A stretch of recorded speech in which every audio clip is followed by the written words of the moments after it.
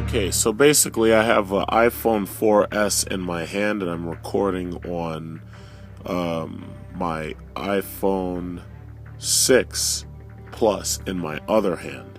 And basically what I wanted to do is I wanted to talk a little bit about the updates of iOS9 to the new iMOVIE app, or the iMOVIE version 2.2 update. Basically, it's a 616 megabyte update, so it takes a good long time to actually download.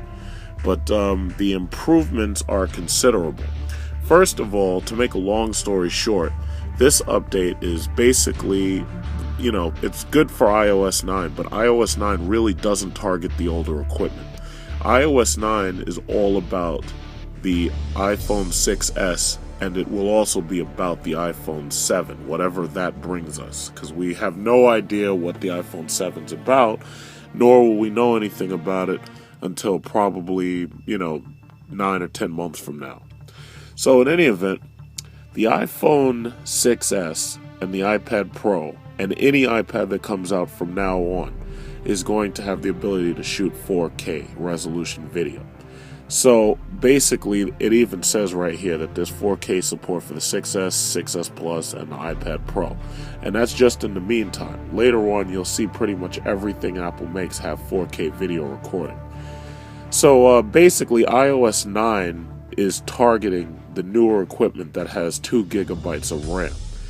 2 gigabytes of RAM allows the iPad Pro to play basically 2 videos on the exact same screen. If you're using the iMOVIE app to edit video, it allows you desktop abilities such as the ability to edit multiple streams of video at the same time. There are other minor improvements that are in here. For example, the Ken Burns effect on photos that makes them move and wobble. Well, you can choose to turn that off if you don't want it, or you can choose to leave it on. I also liked the ability they have a slide over and split view for multitasking. They've pretty much redesigned how the app looks, and by redesigning how it looks, they've actually streamlined it and they've made it a lot cleaner. So you go right here, you push open. I love iMOVIE because with iMOVIE, it's allowed me to make a lot of money on YouTube. This is my favorite video recording device because it's small, it's lightweight, it's portable, fits right in your pocket, and 1080p video from this thing when I was in Dubai looked fantastic on my 50-inch 1080p television at 60 frames per second. It looked absolutely beautiful. That's one of those words that Apple likes to use. They love those words: beautiful, fantastic, extravagant, extraordinary, etc., etc., etc. But basically, to make a video, it's very, very simple. A lot of people ask me, oh, well, how do you make videos on your YouTube? Well, first you just say, yes, I want to edit something. So let's say you want to edit something. You touch this bottom button right here for the film clip, and you say, okay, all. So let's say I have a lot of videos in here. These are from a Dodge Charger Hellcat, and these blue ones right here are from a Dodge Charger, a regular Dodge Charger. So the white one is the Hellcat, and the other one isn't. So basically, the ability to edit these streams, like I have a video right here that was 47 minutes, right? But I'm going to keep this simple, so I'm going to turn off the volume. I'm going to turn it down. So anyway, if you want to add in a clip, there are a couple of buttons. The first one is the automatic drop-in, which drops that into your product. The next one is play, which lets you play it right here. And I'm not going to play it right now, but as you can see, it allows you to play it in a small picture window. So if I want to stop that, I just go back. This button right here allows you to add just the sound of your video into the project without adding the video. It allows you to add the sound stream alone. This one right here is a picture-in-picture mode. There's 3 different picture-in-picture modes that you see right here. This first one, add a video or clip, right? So they want you to add one clip first. So let's say I download this clip. Well, this clip goes in there, and as you can see, that's a 40-minute clip and whatnot. I made this video. This video is available on my YouTube. It's a car show for Boy Scouts. It was like a fundraiser. So now you add a second clip. What you do is you go back and you touch right here, and now you can add a second picture right here. So when you do that, these two join together, and the sound from one is added into the other one. Now let's say I get rid of this one. Let's say I go back and I say I want to do a picture-in-picture mode. And this is good, and now that I see this, when I get my 6S, I'm going to probably make a driving video like this. The only problem is you can't move video from one device to the next, which is something Apple needs to do. Like, for instance, if I record from one position on one of my iPhone 6 Pluses, I should be able, like if I have an iPhone 6 Plus, I should be able to record one video stream on this phone and have a second phone record a video stream on that phone and then add it into the first to make a splice. So if you push this button, you can splice these two video footages. And as you see, when it starts to play, at the very point that the line hits it, it starts to play and that video appears. So you can put that video anywhere you want, right? So as you can see, as it plays, you'll see that video footage come up. So if you're driving a car, you can make a video from the outside of the car and from the inside of the car. So that's actually really, really nice. If you touch that video clip, that small video clip, if you let me see how you do it. If you touch it right here, you have to touch it down there. There is a small option to move it around. So if you want to move it around, you touch that. It says drag to position, and you can put it wherever you want. And so it's sad that they don't really demonstrate this at the Apple events. I know they have a limited amount of time, but it would be nice for them to demonstrate that a little. That's a really good feature. So let's say I move a little forward. I'm not going to use this clip. I'm going to delete it. But let's say I just move a little bit forward so I can show you the other feature. If you go right here, let's say I want to take this clip of this charger. And let's say I take this clip right here of the inside of Dodge Charger. Oh, how about that one? That one's longer.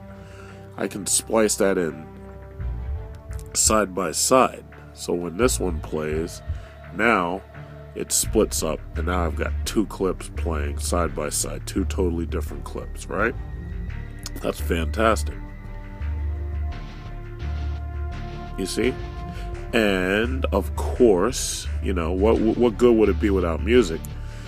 And keep in mind, I make all of my videos using my iPhones, but if you want music, boom, right here, you go here, you push audio, song, and then you gotta choose a song. So since I try to use non-copyrighted music, I could throw in Black Ops multiplayer music. I love using that one. I always like that music. And then, boom, it just starts playing. I have to turn the sound up. Yeah, you see, there's a lot going on in this video, so I'm gonna turn it down. There's a lot going in on this video. So that's it, and all I had to do was just do that, and then I added in all the song. I added in two different video clips, and it's all there. It looks good, right? Okay, the other thing is voiceovers. If you want to do a voiceover, you have to push the microphone button, and it asks you to start recording, and boom, you just push record, and that's it, and you start recording. So as soon as it starts recording, at this point, everything I say is being recorded while the video clip is being recorded. This is fantastic. And this is the reason why Samsung could never, ever sway me to buy one of their devices. Because of Apple's NAND flash and because of the solidity of the iMOVIE software and the firmware and the hardware in these phones. When it comes to video editing, it's astounding what you can do now in your pocket. It's amazing what you can do. There's no app. There is absolutely no app on Android that allows you to do this. You can edit video, but there's absolutely no app on Android that offers you the stability of iMOVIE. When it comes to editing video, Apple killed it. Even iMOVIE on the Mac gives you more stability than anything you can get on Windows. Anybody who's a professional video editor or professional sound editor, they'll tell you straight up front you have to have a Macintosh computer. So this is fantastic. And there's other features, but you've probably already seen those, like for instance the title button, where you can add titles, and then also you can, if you want to, you can make them reveal themselves. All of these effects are really, really nice, and I like every now and then I like to experiment. I like to test these things on my videos. But now that I see just how easy it is to do the splicing, I'm going to try to see how far I can take the splicing, because obviously splicing from multiple video sources really has to be done on my Macintosh, the computer. If I don't do it on my Mac, then it's a lot harder, because you can't get things from one iOS device to another. What you can do is you can record multiple video streams, and you can send the other video stream to this phone, maybe through email or something like that, and download it to the phone, and then you can splice it once you exported that video clip to your camera roll. And I do have software on the phone that can handle that. So basically, I'm just going to delete this because I'm finished showing you. And it says, yes, do you want to delete the product or project? And that's it. And it's gone out of memory, and that's it. So basically, I'm getting ready to get my new, my new 6S. And it's a 6S Plus, and I have a bunch of them. I was able to pre-order one for my girlfriend, one for me, and 2 to sell on eBay just for fun, just for profit. So basically, that's it. This is the update, iOS 9, version 2.2 iMOVIE. And I can't wait till I get my 6S and I'm recording everything in 4K. I absolutely cannot wait.